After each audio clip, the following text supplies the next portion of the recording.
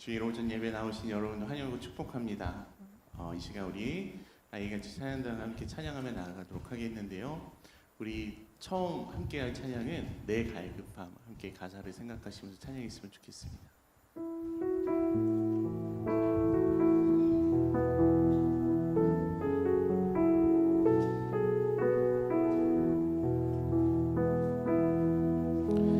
내 갈급함 어느 곳으로 채울 수 없네. 내 갈급함 상한 나의 심령에 내 갈급함 부르짖는 소리 들으소서. 내 갈급함 주의 음성 들리네. 내게로 나오라. 내게로 나오라. 영원히 영원히 목마름 전혀 없으니 내게로 나오라. 가까이 가까이 생수의 근원 되신 주께 내게로 나오라. 영원히 영원히 목마름 전혀 없으니 내게로 나오라. 가까이 가까이 생명의 근원 되신 주께. 우리 다시 한번 찬양하겠습니다. 내 갈급함 내 갈급함 어느 것으로도 채울 수 없네. 어느 것으로 채울 수 없네. 내 갈급함 상한 나의 심령에 내 갈급함 부르짖는 소리 들으소서. 내 갈급함 주의 음성 들리네. 주의 음성 들리네. 내게로 나오라. 내게로 나오라. 영원히 영원히 목마름 전혀 없으니 목마름 전혀 없으니 내게로 나오라. 가까이 가까이 생수의 근원 되신 주께 내게로 나오라. 영원히 영원히 영원히 목마름 전혀 없으니 목마름 전혀 없으니 내게로 나오라. 가까이 가까이 가까이 가까이 생수의 근원 되신 주께 생수의 근원 되신 주께 내게로 나오라. 영원히 영원히 영원히 목마름 전혀 없으니 목마름 전혀 없으니 내게로 나오라. 가까이 가까이 가까이 생명의 근원 되신 주께 생명의 근원 되신 주께 주를 내 마음 고치시고 주를 내 마음 고치시고 볼 수 없는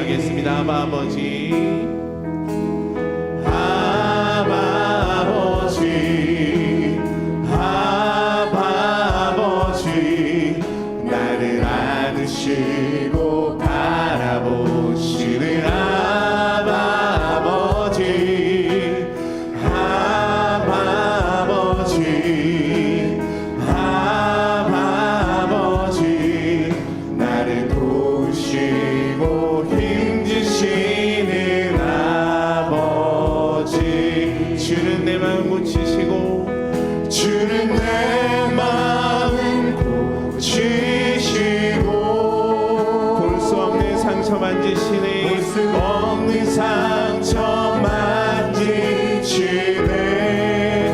나를 아시고 나를 아시고 나를 이해하시네 나를 이해하시네 내 영혼 새롭게 세우시네 주는 내 마음 고치시고 주는 내 마음 고치시고 볼 수 없는 상처 만지시네 볼 수 없는 상처 만지시네 나를 아시고 나를 아시고 나를 이해하시네 나를 이해하시네 내 영혼 새롭게 세우시네 우리 목소리로만 고백하겠습니다 주는 내 마음 고치시고 주는 내 마음을 고치시고 볼 수 없는 상처 만지시네 나를 아시고 나를 이해하시네 내 영혼 새롭게 세우시네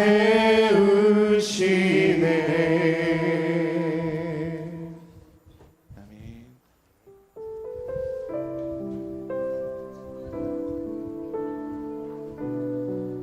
계속해서 함께 찬양하시겠는데요. 나의 길이 되시네. 우리 가사를 묵상하면서 함께 찬양했으면 좋겠습니다.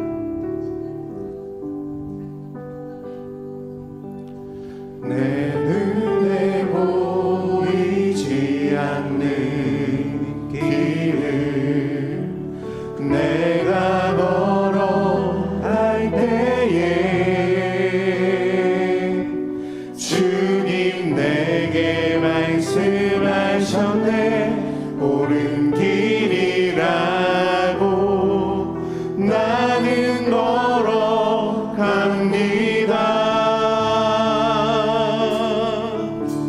시선을 들일 수 없는 내가 주님 바라볼 때에 주님 내게 보여주셨네 주님 가신 길을 나는 따라갑니다 나의 모든 길 주가 인도하시네 나의 모든 길 주가 동행하시네 나의 모든 길 주가 다스리시네 주가 나의 길이 되시네 우리 다시 한번 고백하겠습니다 내 눈에 보이지 않는 길 내가 걸어갈 때에 내가 걸어갈 때에 주님 내게 말씀하셨네 주님 내게 말씀하셨네 옳은 길이라고 나는 걸어갑니다 시선을 들일 수 없는 내가 시선을 들일 수 없는 내 주님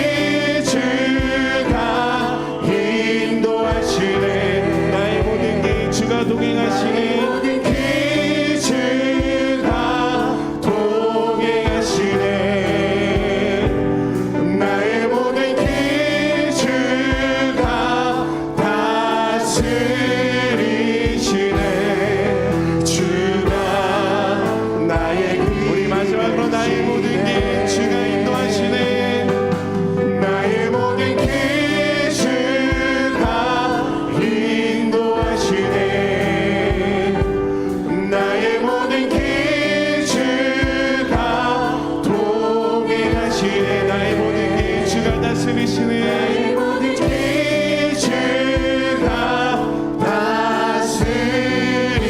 다스리시네 주가 나의 길이 되시네 나의 길 오직 그가 하시나니 나의 길 오직 그가 하시나니 나를 발견하시는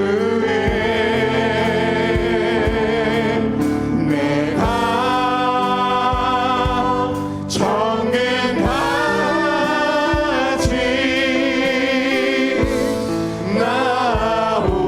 나오리라.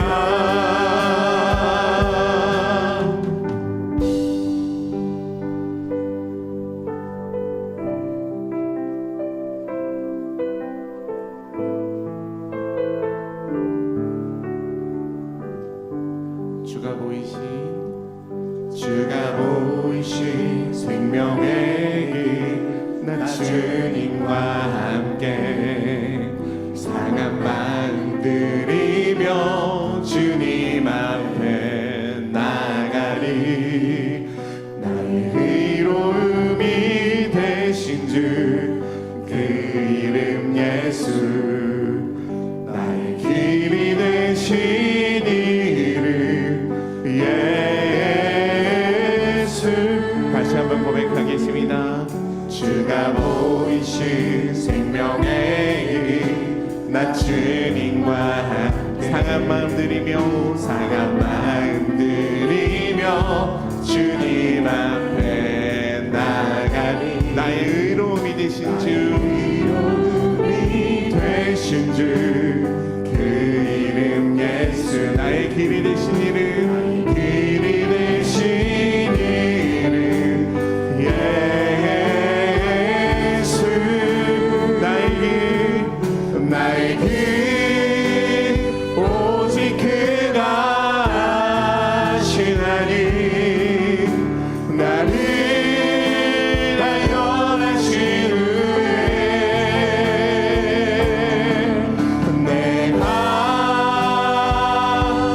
정응하지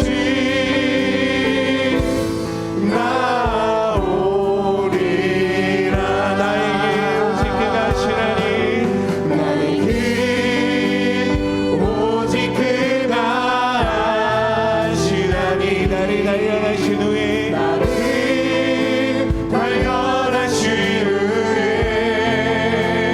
내가 정금같이 나오리.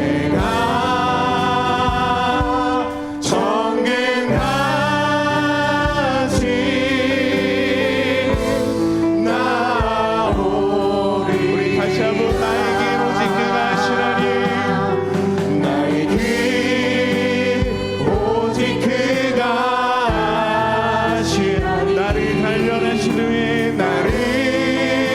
발견하신 후에 내가 정금같이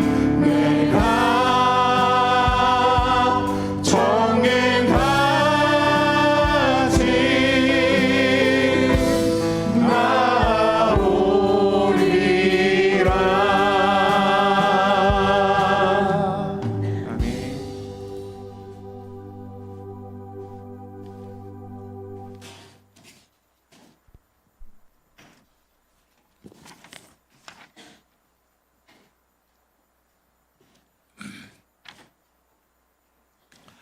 한 주일 동안 잘 지내셨습니까?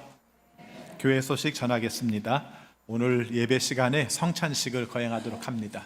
보통 절기 때마다 하는데 절기에서 절기 사이가 좀 많이 떨어져 있어서 9월에 한번 합니다. 여러분이 그렇게 기억하시고 함께 참여해 주시기를 바라겠습니다. 오늘 오후 찬양 예배 시간에는 찬양대 찬양단 연합으로 헌신 예배를 드리도록 하겠습니다. 여러분들께서 함께 참석하셔서 우리 찬양대 찬양단원들 또 함께 격려해 주시면 고맙겠습니다. 그리고 오후 예배 끝난 다음에 정기 직원회가 있습니다. 보고를 해야 될 기관들은 우리가 꼭 남아서 보고해 주시기를 바라겠습니다. 여러분이 아시는 것처럼 9월 28일 한마음체육대회를 지금 준비하고 있습니다. 오늘 한마음체육대회 준비 소위원회 모임을 직원회 후에 한다고 합니다. 해당되시는 분들은 이미 연락 받으셨을 텐데 꼭 참여해 주시기를 바라겠습니다. 이번 주 금요 기도 저녁 기도에 있는 주간입니다. 함께 모이셔서 기도하는 일에 힘써 주시기를 바라겠습니다. 교회 홈페이지를 좀 새롭게 변경을 한다고 합니다. 그래서 지금 있는 자료들이 옮기는 과정에 있고 다 옮길 수가 없어서 사진들 또 자료들 필요하신 분들은 9월 21일까지 다운을 받으시라고 말씀을 하고 있습니다. 혹시 또 이것을 옮기는 과정에서 도와주실 분을 찾고 있습니다. 이 옮기는 과정에 함께 돕기를 원하시는 분은 조승현 집사님께 말씀해 주시기 바랍니다. 여러분이 아시는 것처럼 인터넷으로 옮기는 겁니다. 그렇게 알고 참여해 주시면 고맙겠습니다. 오늘 강단 화보는 김성재 장로님께서 봉헌하셨습니다. 우리 감사의 마음으로 박수 보내드리겠습니다. 우리 앞뒤 옆에 있는 믿음의 식구들과 함께 인사하겠습니다. 주님의 이름으로 사랑합니다. 주님의 이름으로 사랑합니다. 다시 한번 인사하겠습니다. 기쁨으로 예배드립시다. 다 같이 묵상기도 하심으로 성령 강림절 후 13번째 주일 예배 하나님께 드리겠습니다.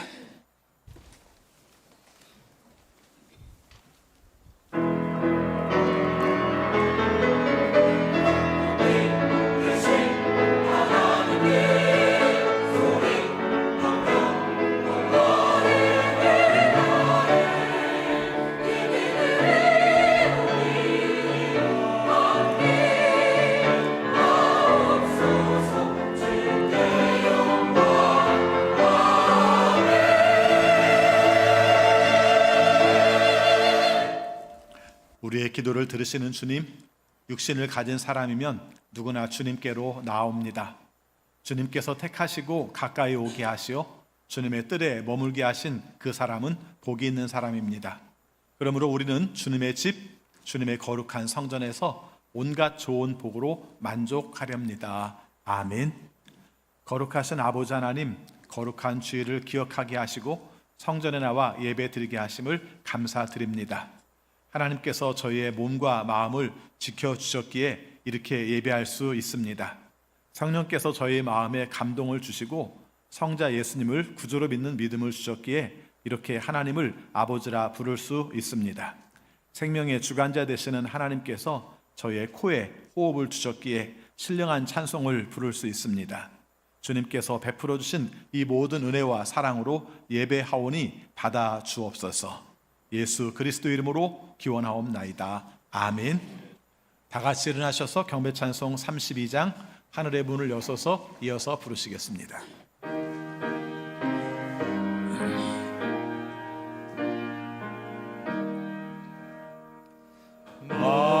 만유의 주제 존귀하신 예수 사람이 되신 하나님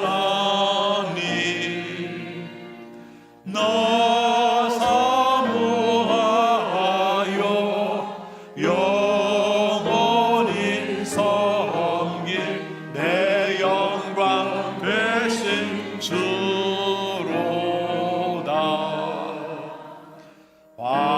화려한 동산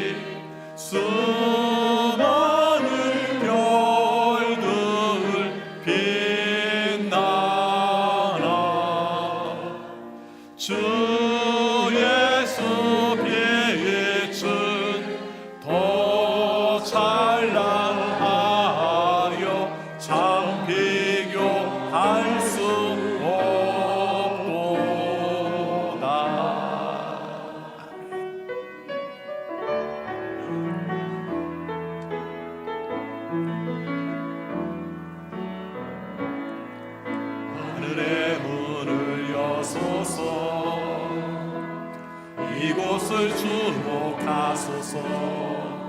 주를 향한 노래가 꺼지지 않으니 하늘을 열고 보소서. 이곳에 임재하소서. 주님을 기다립니다. 기도의 향기가 하늘에 닿으니 주여 임재하여 주소서. 이곳에 오셔서 이곳에 앉으소서. 이곳에서 드리는 예배를 받으소서. 주님의 이름만이 오직 주의 이름만 이곳에 있습니다. 하늘의 문을 여소서. 이곳을 주목하소서. 주를 향한 노래가 꺼지지 않으니 하늘을 열고 보소서. 이곳에 임재하소서. 주님을 기다립니다. 기도의 향기가 하늘에 닿으니 주여 임재하여 주소서. 이곳에 오셔서 이곳에 앉으소서. 이곳에서 드리는 예배를 받으소서. 주님의 이름만이 오직 주의 이름만 이곳에 있습니다. 이곳에 오셔서 이곳에 앉으소서. 이곳에서 드리는 예배를 받으소서. 주님의 이름만이 오직 주의 이름만 이곳에 있습니다. 아멘. 사도신경으로 우리의 신앙을 고백하겠습니다. 나는 전능하신 아버지 하나님 천지의 창조주를 믿습니다. 나는 그의 유일하신 아들 우리 주 예수 그리스도를 믿습니다. 그는 성령으로 잉태되어 동정녀 마리아에게서 나시고 본디오 빌라도에게 고난을 받아 십자가에 못 박혀 죽으시고 장사된 지 사흘 만에 죽은 자 가운데에서 다시 살아나셨으며 하늘에 오르시어 전능하신 아버지 하나님 우편에 앉아 계시다가 거기로부터 살아있는 자와 죽은 자를 심판하러 오십니다. 나는 성령을 믿으며 거룩한 공교회와 성도의 교제와 죄를 용서받는 것과 몸의 부활과 영생을 믿습니다. 아멘. 자리에 앉으시기 바랍니다. 이 시간 함께 기도하실 때 박병기 장로님 기도 인도하시겠습니다.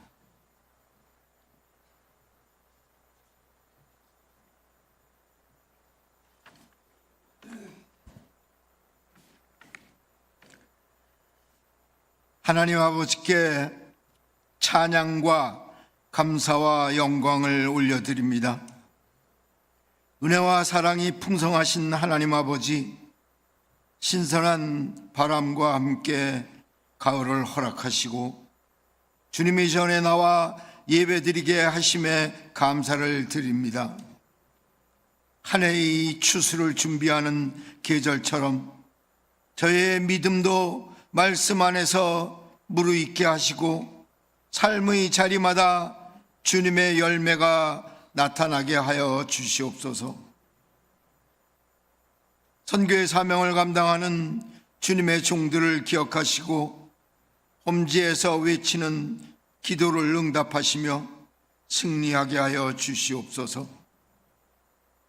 우리 교회 병마와 싸우며 고통 중에 있는 자, 또 경제적으로 어려운 자, 직장에서 사업에서 고통당하는 자, 주님께서 아시오매 날마다 찾아주시어 안수하여 주시옵소서. 고난의 일상의 생활 속에서 주님을 찬송하며 주님을 찾으며 영적 생활을 충실히 할 수 있는 기쁨을 허락하여 주시옵소서. 체육대회 행사를 하나님 아버지께 올려드립니다. 주님의 축복 가운데 은혜로운 행사가 되게 하여 주시옵소서.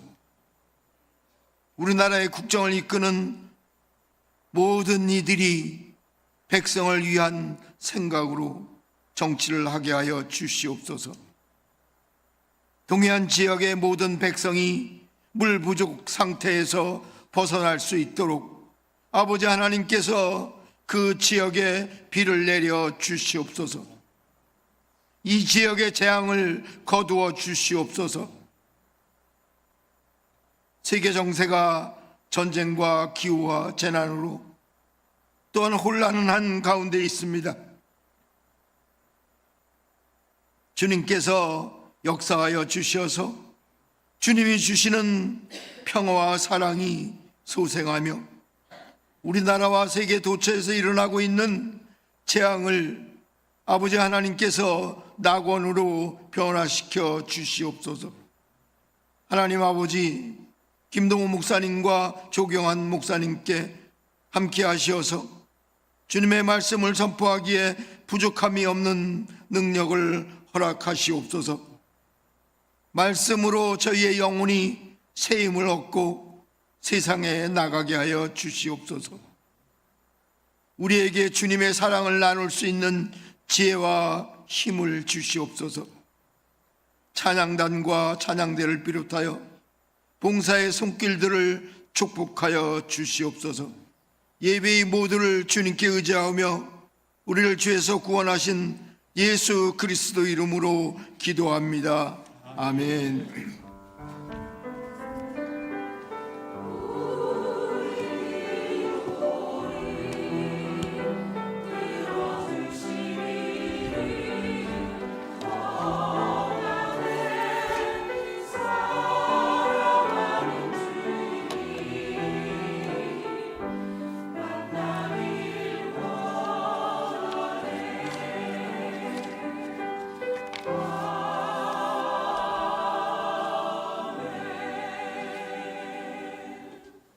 하나님 말씀 구약 성경 예레미야서 18장 1절부터 11절까지 봉독하겠습니다. 예레미야서 18장 1절입니다. 이것은 주님께서 예레미야에게 하신 말씀이다. 너는 어서 토기장이의 집으로 내려가거라. 거기에서 내가 너에게 나의 말을 선포하겠다. 그래서 내가 토기장이의 집으로 내려갔더니 토기장이가 마침 물레를 돌리며 일을 하고 있었다. 그런데 그 토기장이는 진흙으로 그릇을 빚다가 잘 되지 않으면 그 흙으로 다른 그릇을 빚었다. 그때 주님께서 나에게 이렇게 말씀하셨다. 이스라엘 백성아, 내가 이 토기장이와 같이 너희를 다룰 수가 없겠느냐? 나 주의 말이다. 이스라엘 백성아, 진흙이 토기장이의 손 안에 있듯이 너희도 내 손 안에 있다. 내가 어떤 민족이나 나라의 뿌리를 뽑아내거나 그들을 부수거나 멸망시키겠다고 말을 하였더라도 그 민족이 내가 경고한 죄악에서 돌이키기만 하면 나는 그들에게 내리려고 생각한 재앙을 거둔다. 그러나 내가 어떤 민족이나 나라를 세우고 심겠다는 말을 하였더라도 그 백성이 나의 말을 순종하지 않고 내가 보기에 악한 일을 하기만 하면 나는 그들에게 내리기로 약속한 복을 거둔다. 그러므로 나는 이제 유다 사람과 예루살렘 주민에게 전하여라. 나 주가 말한다. 내가 너에게 내릴 재앙을 마련하고 있으며 너희를 칠 계획도 세우고 있다. 그러므로 너희는 어서 각기 자신의 사악한 길에서 돌이키고 너희의 행동과 행실을 고쳐라. 아멘. 호산나 찬양대에서 찬양하시겠습니다.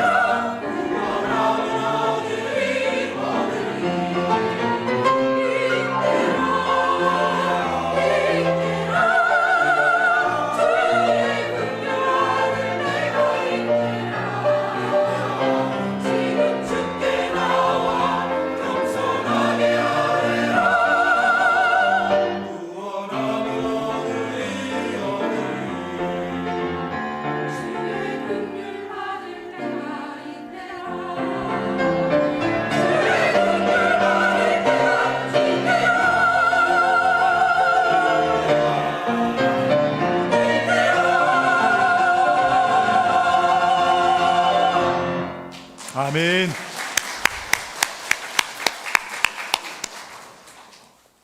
거룩한 주일 주 앞에 나와 예배하시는 여러분 모두에게 하나님의 크신 사랑과 은혜가 함께 하시기를 축원합니다. 여러분들은 예쁜 그릇을 좋아하십니까? 그릇을 수집하기도 하십니까? 소리가 점점 줄어듭니다. 가끔 카페에 가면 이렇게 그릇을 예쁘게 전시해 놓은 데 가보면은 되게 예뻐 보입니다. 우리 가정들 신방했을 때에도 이렇게 진열장에 그릇을 예쁘게 진열한 걸 보면은 되게 예쁩니다. 저도 커피를 좋아하는데요. 커피 좋아하시는 분들이 드립을 굉장히 중요하게 여깁니다. 30초 동안 물을 담그고 그 다음에 이제 쉬었다가 그 다음에 3분 이내에 물을 빼고 이게 커피 맛을 좌우한다고 얘기합니다. 그런데 어느 날 그러더라고요. 그것도 중요하지만 로스팅을 잘해야 된다고. 그래서 자기들이 로스팅을 볶습니다. 제가 갑자기 이 얘기 왜 한 줄 압니까?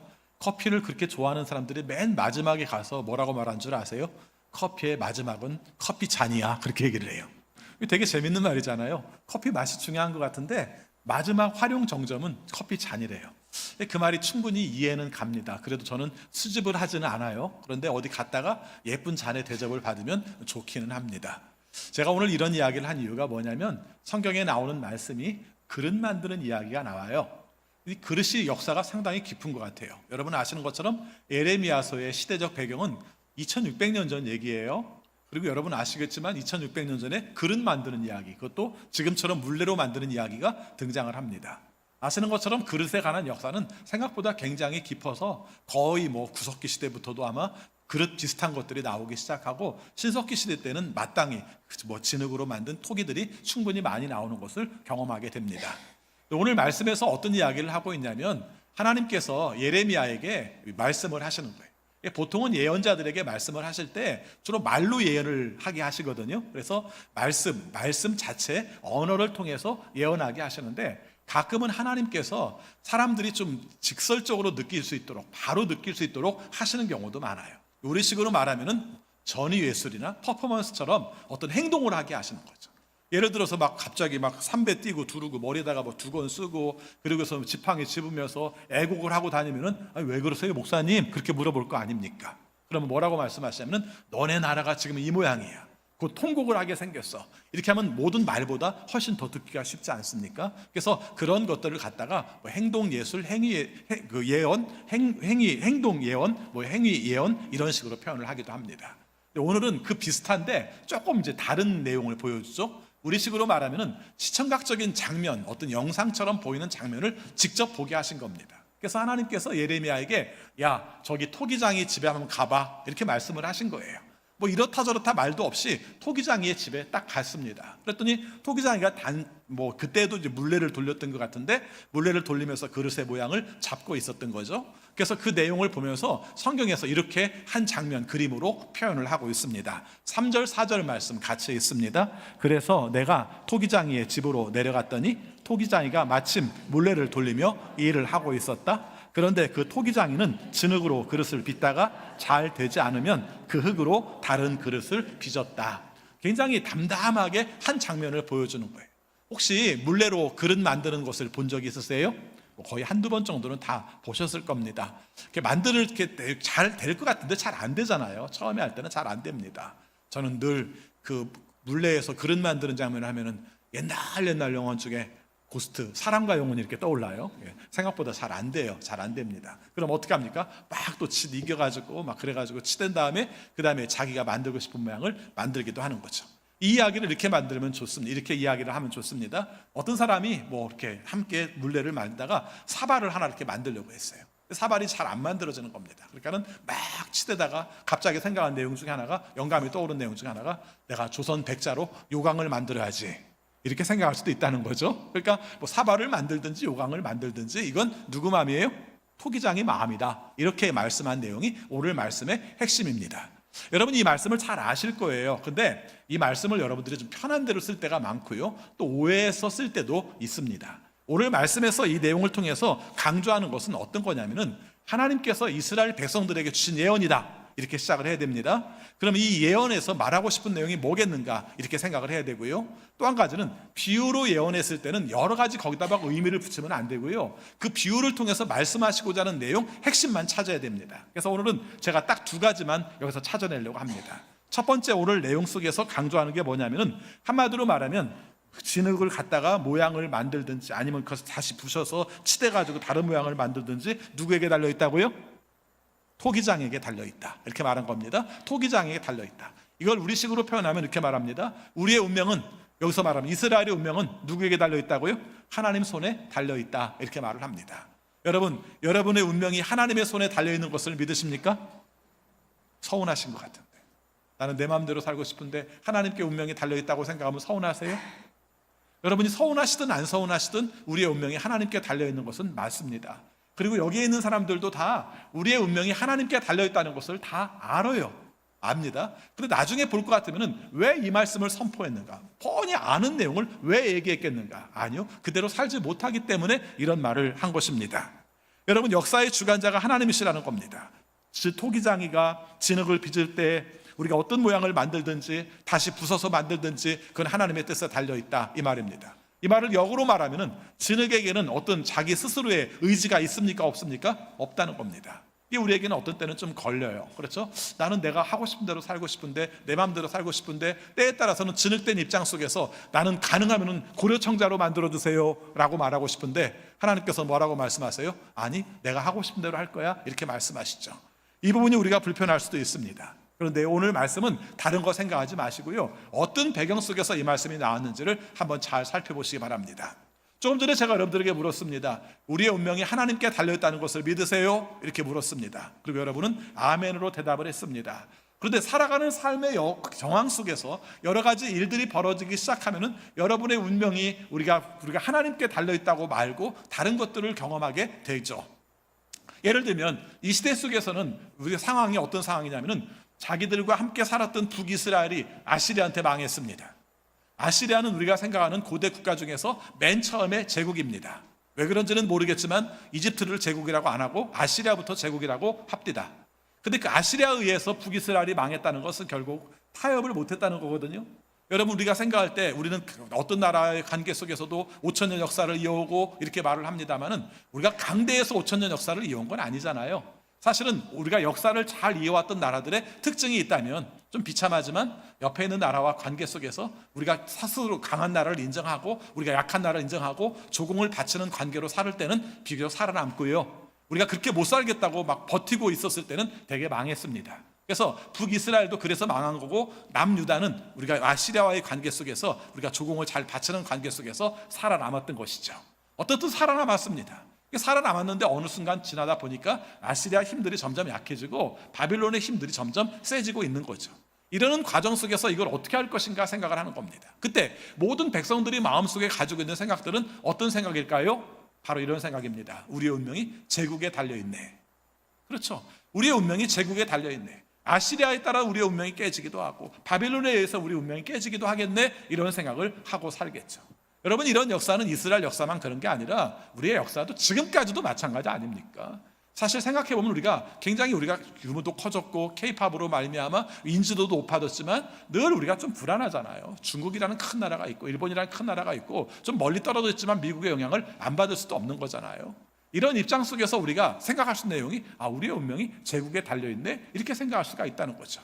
자, 그런데 여기 이 내용에 대해서 하나님께서 말씀하시는 내용은 그렇지 않다는 겁니다. 우리가 생각할 때 아시리아 때문에, 생각하면 바빌론 때문에, 그 뒤로 이제 페르시아나, 그 다음에 헬라나, 그 다음에 로마나 이런 식으로 해서 우리가 갈지 모르지만은, 그러나 그 모든 나라들도 사실은 생겼다가 없어지기로 한 것도 하나님의 뜻이다 하는 겁니다.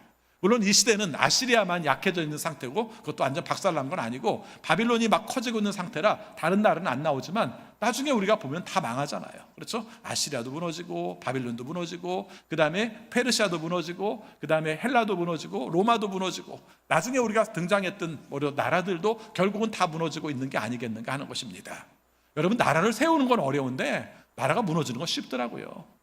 전체 역사 속에서 볼 것 같으면 강했던 나라들이 결과적으로 무너지고 연구들을 하지만 그런 한 가지 분명한 것은 우리가 나라의 운명이 하나님께 달려있다는 것은 분명하다는 내용입니다.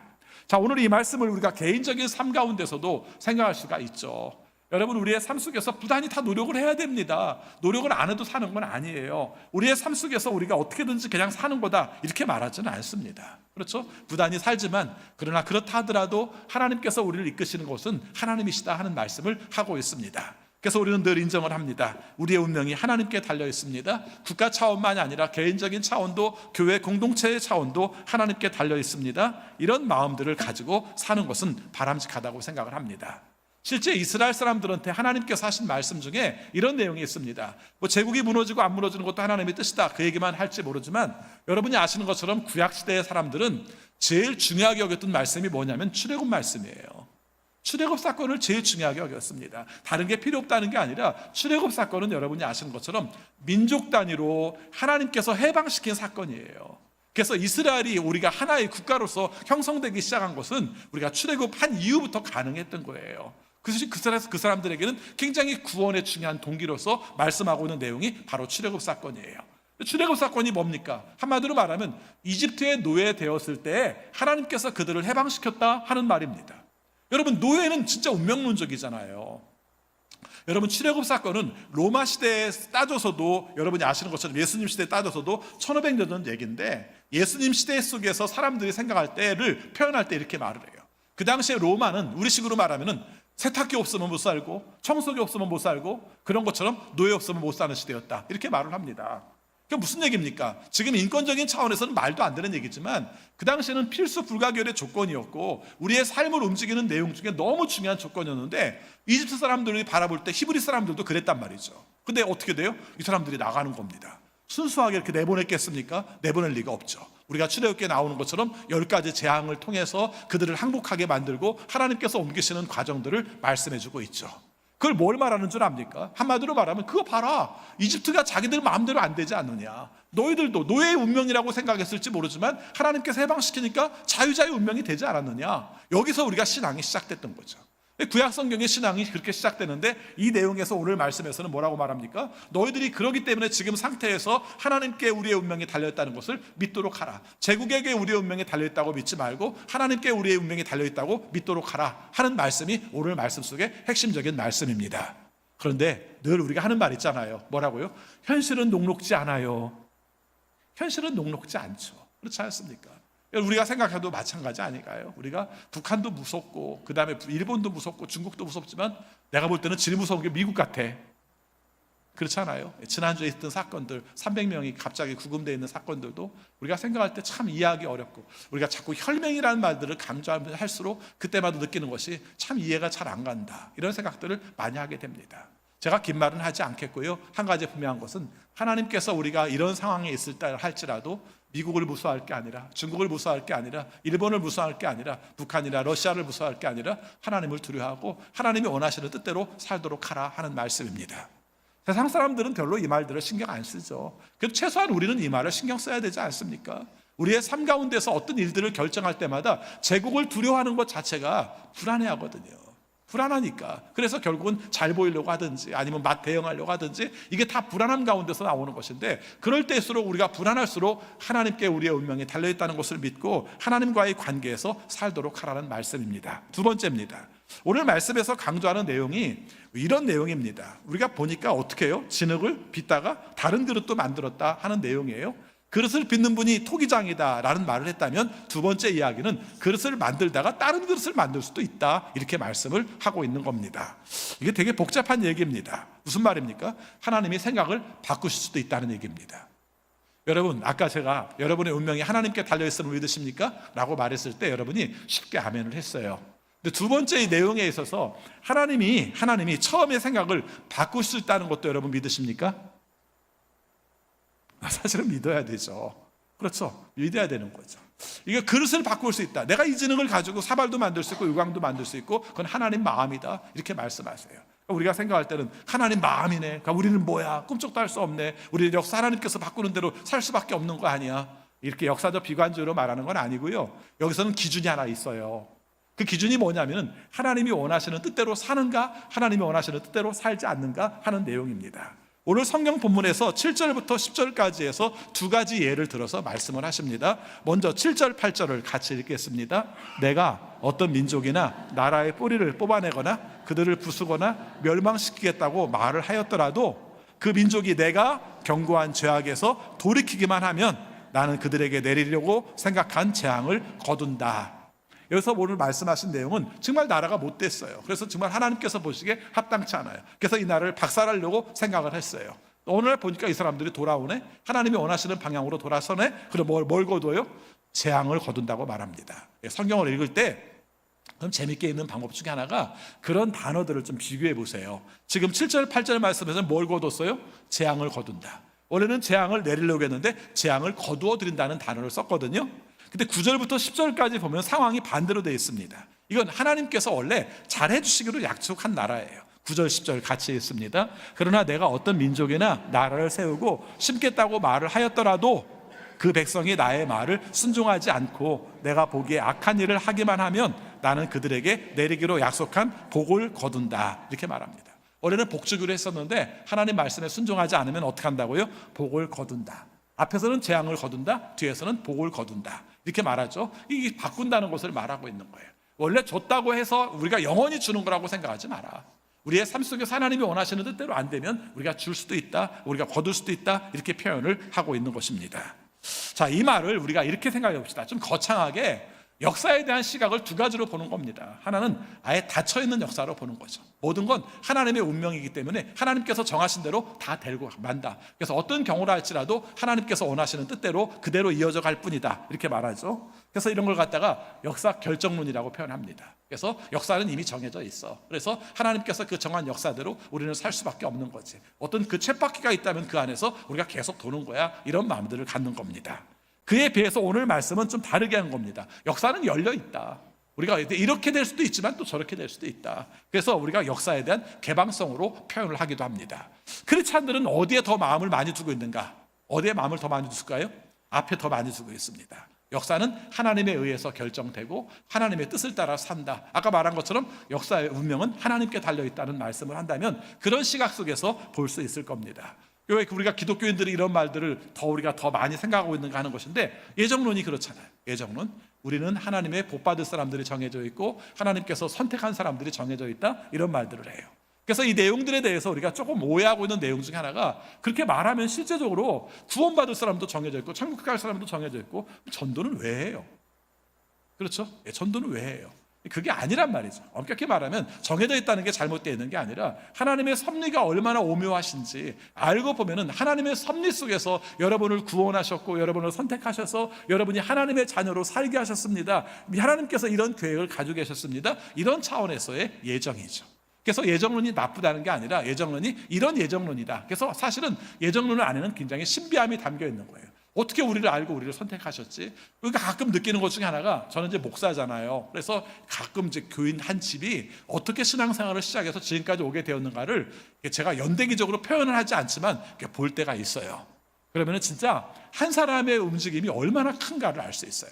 그 한 사람의 움직임이 집안을 바꿔나가는 과정을 본다면, 야, 이 섭리가 진짜 묘하다. 어떻게 이렇게 우연 같은 섭리 하나가 이 가정을 믿음으로 온전하게 살게 하고 이 사람들의 신앙적 가치관이 그렇게 심어지게 될까? 이런 생각을 할 때가 있어요. 이때 생각하는 게 뭡니까? 하나님의 섭리는 참 오묘하다.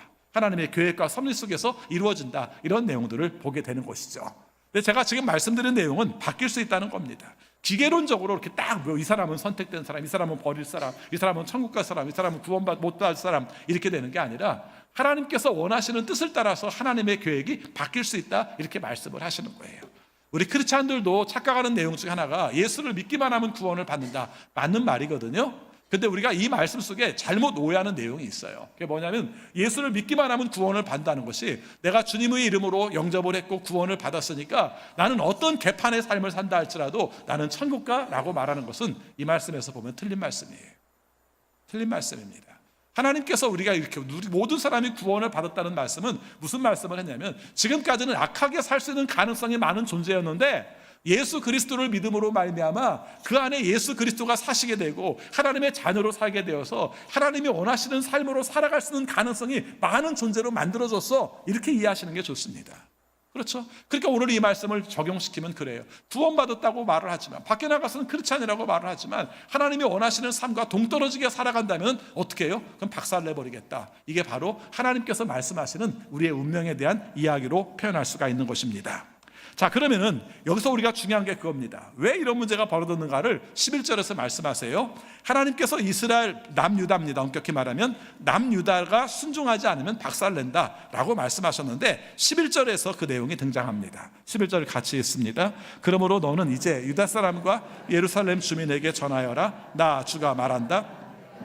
너에게 내릴 재앙을 마련하고 있으며 너희를 칠 계획도 세우고 있다. 그러므로 너희는 어서 각기 자신의 사악한 길에서 돌이키고 너희의 행동과 행실을 고쳐라. 한 단어로 말하면 악에서 떠나라 이야기입니다. 회개하고 돌아와라 하는 말입니다. 근데 악에 대해서 여기서 구체적으로 말씀을 안 해요. 안 하는 이유는 이 사람들이 이미 다 알아요. 듣는 사람들이 하나님이 악이라고 말한 게 뭔지를 알아요. 그리고 예언서에서 말하는 악은 늘 두 가지입니다. 하나는 뭐예요? 우상 숭배하지 마. 하나님이 왜 다른 신을 섬기지 마. 이게 바로 내용이고요. 두 번째는 뭡니까? 정의를 지키도록 해 하는 내용입니다.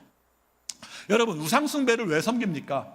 여러분, 사실은 가나안 땅에 처음 들어갔을 때는 모든 강대국과의 관계 속에서의 그런 갈등의 문제보다 농사짓는 신이 필요해서 바알 신을 섬겼던 게 맞아요.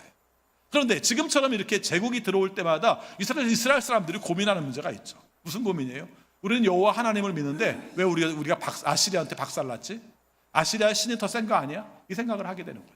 우리가 여호와 신을 섬기는데 우리가 바빌론이 들어오네? 우리가 바빌론 너무 강대국 바빌론을 움직일 때마다 규모가 점점 커지는데 그건 바빌론의 신을 믿어야 되는 거 아니야? 이런 생각을 갖게 되는 것이죠.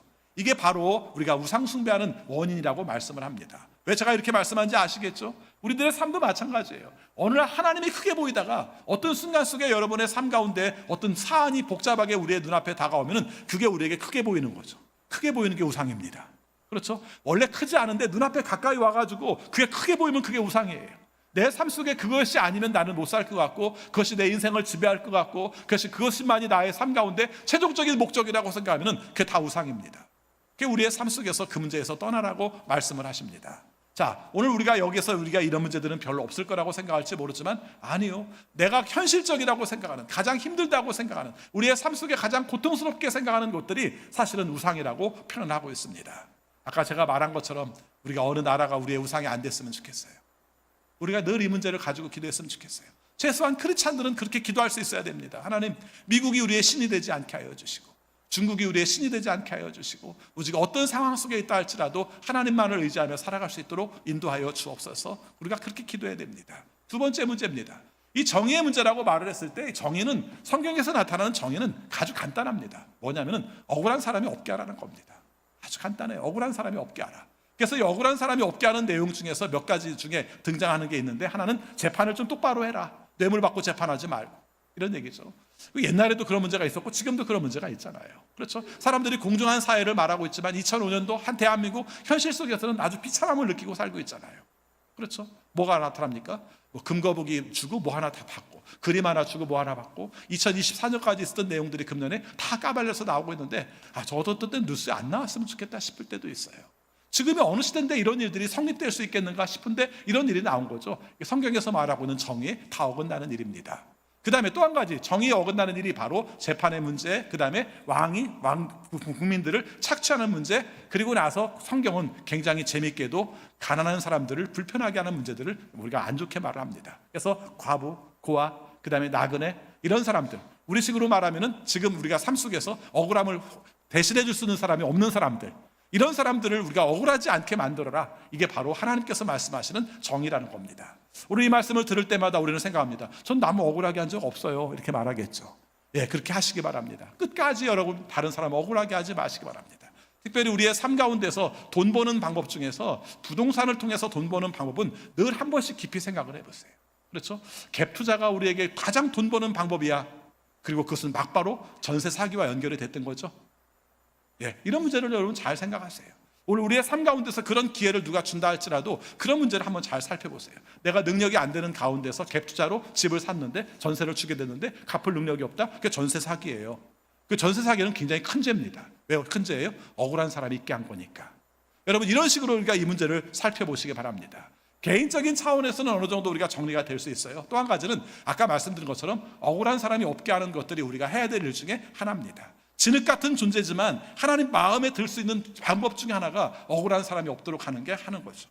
여러분들은 이익의 관계 속에서 내 이익이 되느냐 손해가 되느냐 이 문제보다 나로 말미암아 억울한 사람이 있느냐 없느냐 늘 이렇게 보시기 바랍니다. 조금 전에 전스하게 얘기했습니다마는 장애인을 편들어주는 문제라든가 소수적 약자들을 편들어주는 문제라든가 이런 문제는 그 한 사회가 온전하게 억울한 사람이 없게 만드는 하나의 중요한 요소가 되는 것이죠. 저는 대한민국을 굉장히 좋아합니다. 그 좋아하는 이유 중에 하나가 K-팝 때문에 좋아하는 게 아니라 경제적 순위가 높기 때문에 좋아하는 게 아니라 아직 민주주의가 성립되는 나라라 좋아해요. 여러분의 의사들을 충분히 발휘할 수가 있다는 거죠. 다른 사람들이 정말 경제적인 논리로 이런 것들은 다 없애야 됩니다라고 말할 때도 아니요, 억울한 사람이 있으면 안 되죠. 억울한 사람이 없도록 해야 됩니다. 이렇게 말할 수 있는 사회가 저는 좋은 사회라고 생각하고 이것이 굉장히 신앙적 입장 속에서 좋은 내용이라고 생각합니다. 더 나아가서는 국가적인 차원의 문제도 마찬가지죠. 여러분 생각해 보면은 모든 나라들이 지금 어느 나라 옛날이나 지금이나 할 것 없이 국가주의로 가게 되었을 때 생기는 문제점들이 되게 크게 많아요. 여러분 국가가 제일 중요한 문제가 뭘까요? 존립하는 게 제일 중요하거든요. 그렇죠. 어느 나라나 마찬가지예요. 시민이 안정적인 삶을 살아갈 수 있도록 하기 위해서 제일 중요한 문제는 사실은 뭐냐면 존립해야 돼요. 그럼 무슨 얘기입니까? 우리가 다른 나라한테 안 먹혀야 된다는 거죠. 그러니까 이게 굉장히 중요한 문제입니다. 우리나라가 아시는 것처럼 국방비가 전체 예산의 10% 정도가 돼요. 10%라면 별로 안 될 것처럼 보일지 모르지만 엄청나게 많은 양입니다. 그렇죠. 여러분들이 뭐 다리도 놓고 뭐 고속도로 놓고 이런 것들을 다 포함한 금액 속에서 10%가 국방비로 쓰고 있는 거죠. 근데 트럼프는 더 쓰라고 그랬어요. 남의 나라에다가 뭐 더 써라 덜 써라 하기가 뭐한데 그 얘기는 한마디로 말하면 미군 주둔에 관한 비용들을 우리가 부담해라, 그 다음에 무기를 좀 더 많이 사들여라 이런 얘기를 한 거죠. 다 이해해요. 국제적 관계 속에서도 우리가 서로 역할들을 해야 되기 때문에 이런 문제에 대해서 이해를 할 수 있습니다. 근데 이렇게 늘 어디 가서 문제가 되냐면요, 그런 부분들을 하기 때문에 약한 부분들을 못하는 게 문제가 되는 거죠. 이런 것들을 우리가 좀 균형 있게 바라볼 필요가 있는 거예요. 어쩔 수 없잖아. 예, 성경도 마찬가지입니다. 뭐 아시리아가 쳐들어왔는데 바벨론이 쳐들어오는데 어떻게 어쩔 수 없지. 그들의 뜻에 맞춰서 우리가 사는 게 우리가 어쩔 수 없는 원리 아니겠어? 라고 말하는데 하나님 뭐라고 말씀하세요? 아니 그렇지 않아. 그들의 뜻에 따라 살려고 하지 말고 하나님이 원하시는 원칙에 따라 살도록 해. 그 원칙은 두 가지야. 우상 숭배하지 말고 하나님이 원하시는 정의대로 살아. 악에서 떠나야만 온전하게 살 수 있지. 우리의 삶 속에서 국방비를 많이 세우기 때문에 경제적인 약자들을 우리가 어쩔 수 없이 짓누를 수밖에 없습니다 라고 말하면 그건 아니지요 라고 말을 해야 되죠. 그럼 반대에 부딪히겠죠. 사람들이 아이고 저 현실도 모르는 것, 나라가 이 모양인데 어떻게 저러고 있어 이렇게 말할지 모르지만 성경은 뭐라고 말합니까? 나라의 운명이 우리가 제국에 달려있는 게 아니라 하나님께 달려있어라는 말로 우리에게 말하고 있습니다. 신앙이 쉽지 않습니다. 어떤 면에서 바라보면 하나님께서 원하시는 뜻대로 사는 것이 세상과 거스를 때도 있어요. 그렇지만 한 가지 분명한 것은 하나님께 우리의 운명이 달려있다면 우리의 삶은 어떻게 살아야 될 것인가 거기에 초점을 맞추며 살아가야 한다는 말씀입니다. 오늘 말씀을 정리합니다. 하나님께서 우리들을 만드시고 우리의 운명을 하나님께서 취급하신다면 하나님께 모든 것이 달려있다는 것을 인정하십시오. 우리의 삶이 바뀔 수 있다는 것을 늘 생각하세요. 우리는 우리의 뜻대로 되기를 원할지 모르지만 아니요, 하나님이 원하시는 뜻대로 바뀔 수 있습니다. 다만 바뀌되 여러분이 좀 악하게 살았었고 좀 잘못 살았었고 좀 못되게 살았었는데 깨우침으로 말미암아 하나님께서 원하시는 모습으로 재앙이 머물러가고 재앙이 없어지고 하나님의 복을 받는 삶으로 바뀌었으면 좋겠어요. 처음에는 하나님이 원하시는 뜻대로 복받는 인생을 살았는데 점점 갈수록 겼는지를 하다가 거기에 우리가 마음이 빼앗김으로 말미암아 하나님께서 우리의 복을 옮기는 것으로 바뀐다면 안 좋잖아요. 오늘 우리의 삶 속에서도 언제나 우리의 운명이 하나님께 달려있음을 믿으시고 하나님의 원하시는 뜻대로 살아서 하나님의 복을 정말 영원히 경험할 수 있는 우리 모두가 되시기를 축원합니다. 기도하겠습니다. 아버지, 저희들을 사랑하셔서 예레미야 말씀을 함께 묵상했습니다. 이 말씀을 전하는 예레미야가 마음이 아팠습니다. 이미 모든 것이 다 무너지기 직전이지만 그래도 마지막 기회를 주시는 하나님의 말씀을 선포했습니다.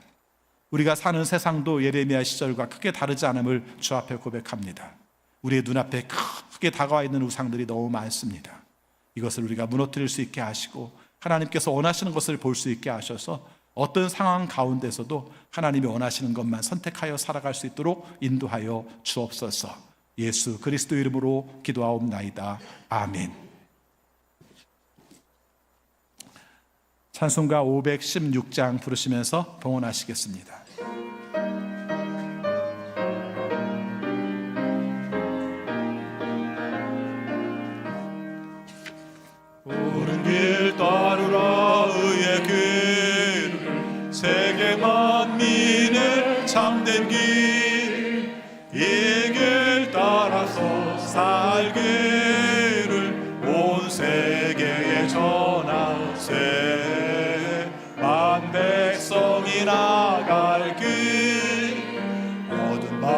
지나고 동튼다 환한빛 보아라 저 빛 주 예수의 나라 이 땅에 곧 오겠네 오겠네 주 예수 따르라 승리의 주 세계 만민이 나가 길과 진리요 참 생명 내 잠거울 부수고 다 따르라와 평화 모든 밤 지나고 동튼다 환한 빛 보아라 저 빛 주 예수의 나라 이 땅에 곧 오겠네 오겠네 놀라운 이 소식 알리오라 세계 만민을 구하려 내 주 예수를 보내신 참 사랑의 하나님 만 백성이 따를 길 어두운 밤 지나고 동튼다 환한 빛 보아라 저 빛 주 예수의 나라 이 땅에 곧 오겠네 오겠네 고난 길에 치고 찾아온 길 많은 백성을 구한 길 모두 나와서 믿으면 온 세상이 마침내 이 진리에 살겠네 어두운 밤 지나고 동튼다 환한 빛 보아라 저 빛 주 예수의 나라 이 땅에 곧 오겠네 오겠네 아멘. 오늘 등록하신 분 소개하겠습니다. 김상원 성도님, 김혜령 성도님, 그리고 신우, 채은이 우리 4명 식구 같이 오셨습니다. 우리 자리에 일어나시면 우리 박수로 환영하겠습니다.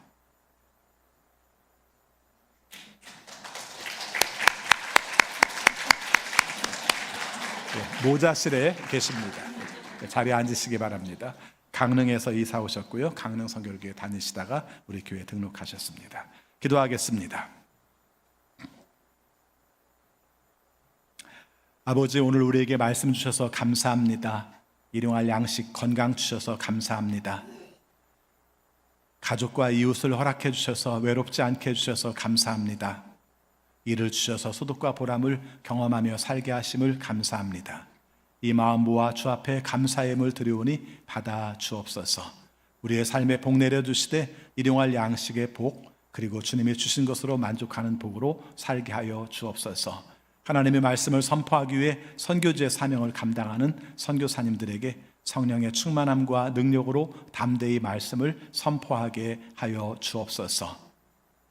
아버지, 우리 중에 환우들이 있습니다. 특별히 수술 후에 회복하고 있는 식구들, 또 재활치료 받고 있는 식구들을